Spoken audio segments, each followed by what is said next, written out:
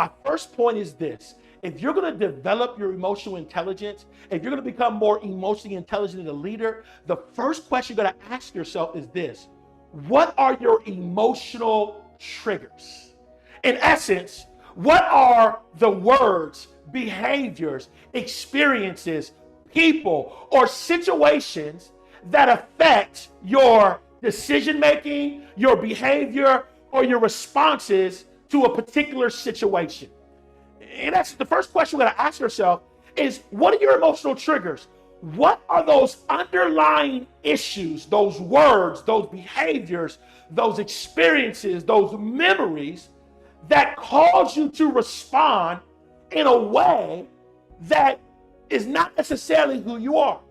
In essence, what I want to know is what words, what behaviors, what situations, what people, what pictures, what experiences cause you to feel angry, cause you to feel upset, cause you to feel worried, cause you to feel stressed out?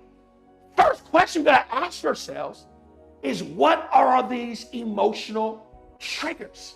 And the reason why this is so important is because, number one, when we identify our emotional triggers, it's part of the process towards helping us not act or not speak in a way that's not only destructive, but is not actually who we truly are as a person. But more importantly, what I've discovered is this, is that it protects us from insecurity, from weary, from being angry, from being mad, disengaged, frustrated, unmotivated, uncaring, lonely, isolated. When I identify these triggers and I deal with them, it protects me from these negative outcomes. It helps me lead better. It helps me build positive relationships. It helps me connect with people. It helps me create long-lasting relationships. See, a lot of these negative responses, a lot of these negative experiences are all tied back to some emotional trigger. So one of the reasons why I love this quote, it says, and I quote, it says, an important key in anger management is identifying the trigger and understanding what it means. So a lot of times when we get mad, when we get upset, there's an underlying trigger that causes us to respond. And if we don't want to respond that way, and if we don't want to jeopardize our career that way, and if we don't want to say the wrong thing at the wrong time, then we got to identify what is that trigger. Another statement that I think is pretty powerful is it talks about how your emotional state affects your self-esteem. So a lot of times when people don't feel confident, when people don't feel like they're good enough, it all goes back to an underlying issue.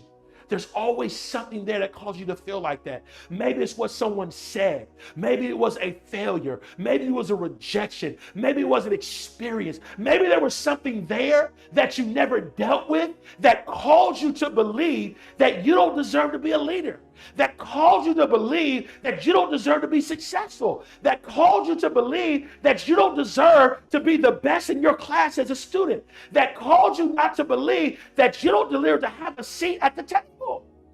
There's these triggers, there's these experiences, there's these fears, there's these failures that affect us from being confident, from believing in ourselves, from walking in the room, knowing who we are, knowing we're special, knowing we're amazing, and knowing that we're incredible. And that's just the reason why this concept is so important, is because when I identify the trigger, it affects so many other things. There was actually a study done by Korn Ferry Institute, and they did a study of high-performing teams and low-performing teams. And one of the things that they discovered the most high-energy, performing, and productive teams were with people that had high self-awareness. And the lowest performing teams were those who were unaware or didn't have high awareness of who they were. In essence, they weren't aware of their triggers. They weren't aware of these underlying issues. They weren't aware of who they were. And so therefore it affected their effectiveness as leaders. And so if we're going to develop emotional intelligence, if we're going to become emotionally intelligent leaders, if we're going to be great leaders, if we're going to have personal career success, if we're going to have healthy relationships in general, we're going to be aware of our emotional triggers. I'll never forget, I don't know if you've ever been there, but several years ago, I had a really bad breakup. And the reason it was bad was because I was in love with this woman. Like I was in love. There was a commitment.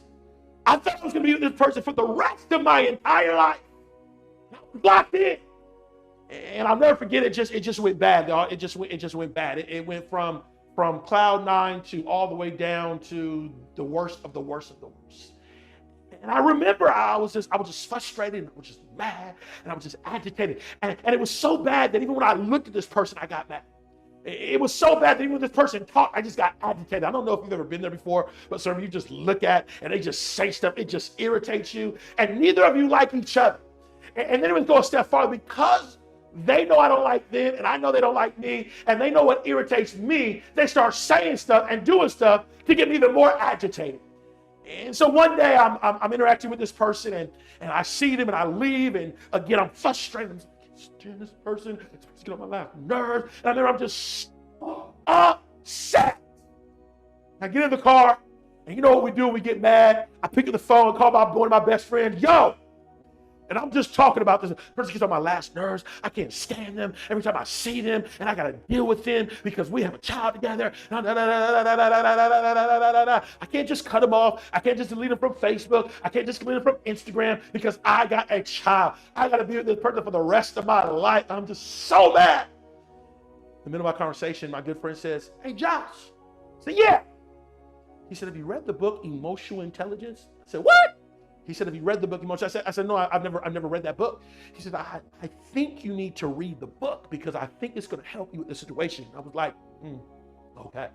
But you know, when you're in a bad situation, you're trying to find answers. And so I went and I read the book. And so I'm reading this book and I'm learning about how emotional triggers. I'm learning about regulation. And I'm realizing that the reason I'm responding this way is because there is some emotional hurt that I haven't dealt with. There's some emotional pain that I haven't dealt with. And until I deal with that, I'm going to consistently be feeling a certain type of way. So I get this book and I read the book and see the person the next day.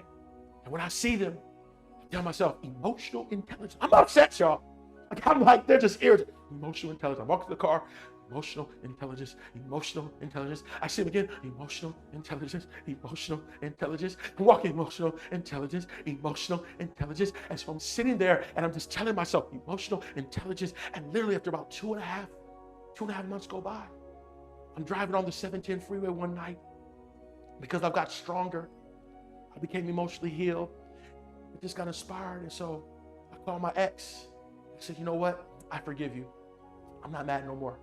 I'm not upset no more. As a matter of fact, I want the best for you. I hope you do incredible. I hope you find someone that's the best relationship partner you've ever had in your life."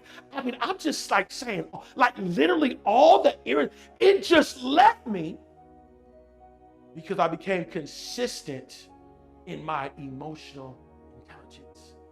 And literally because of this process of not expecting the person to change, but I changed myself, the entire situation got better. Now we have a peaceful relationship. Now we have a working relationship with my daughter. Now, does she get on my nerves sometimes? Absolutely. I'm sure I get on her nerves too. But we have peace. We have love for each other. There's no hate. There's no animosity. There's no cussing each other out. My wife now will tell you I'm very patient. Ultimately, we've been able to work the entire situation out. But you say, Dr. J, why?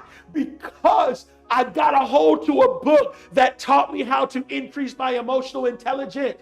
And I identified the trigger. I identified the pain. I identified the frustration. And I said, I'm going to step up. I'm going to address the situation. And because I was healed and because I overcame, hey, y'all, I'm feeling much better today than I've ever felt before. But it's because I was able to identify my emotional triggers. So you're here today, and I love talking about emotional intelligence because we always have emotional challenges. Some have relationships, some have people issues, some have unforgiveness, some have parents. Listen, we all got some triggers here right now, and that's okay. This is a safe spot. I'm here to help you to overcome, and I understand that this one conversation may not help. It may take you a year. It may take you a few months. It may take 5 years. But again, I want to just help you to give you some antidotes that have worked for me, or like to say, give you some gems. And so how do I recognize my emotional triggers? Well, there's 3 ways that you can do this to build your EQ. Number 1, identify 3 to 5 emotional triggers that you have. What are 3 to 5 triggers that you know you have? Number 2, determine why do they exist? What does this feel like? Why is it here? Here comes the tough part, y'all. I got to commit myself to overcoming them. It's easy to know. It's easy to determine. But the challenge is, I got to commit that I'm going to overcome. Listen, it took me 2.5 months. You think that it wasn't easy to see someone that gets on my last nerves? You think it wasn't easy to see someone that fuss? Boy, this was work out here. Come on, somebody. Work. That was what it was for me. But I was committed that I was not going to allow this person to have power. See, when you allow others to make you feel a certain type of way, you're giving them power over you. And see, one of the ways that you release the power of manipulation and the power of control is making up in your mind, I'm not going to allow you to cause me to feel a certain type of way. And I'm just going to be 100. And again, I'm not trying to be political, but again, with our former president, all the stuff that was going on, I didn't let that stuff irritate me. I didn't even pay it no mind. You got to learn. I ain't going to listen to it right now. I ain't got time for it. I'm not going to let it agitate me. Are y'all still with me? Y'all nodding your eyes. I hope you're still with me. In essence, we got to identify our emotional triggers.